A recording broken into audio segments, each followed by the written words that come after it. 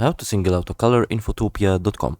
That's what we're going to do in today's video, but first make sure to like the video, subscribe to the channel, and write down below in the comment section any suggestion or question that you have, and let's get started. So for this tutorial we're gonna see how to single out a color from this flower's leaves. So the first thing you gotta do is going to the quick selection tool from here and select the area that you want to single out from it. You can also single click on it and Photopea will automatically select.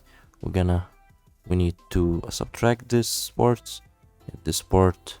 After this, go and click on the rectangle select, right click here and click on inverse.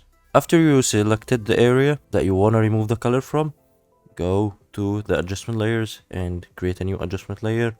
Choose hue and saturation, then decrease the saturation to the minimum, and now as you can see the color is singled out and only the yellow parts or the selected parts are left with their color. Hope you guys enjoyed the video. Don't forget to like the video, subscribe to the channel, and write down below in the comment section any suggestion or question that you have, and have a nice day.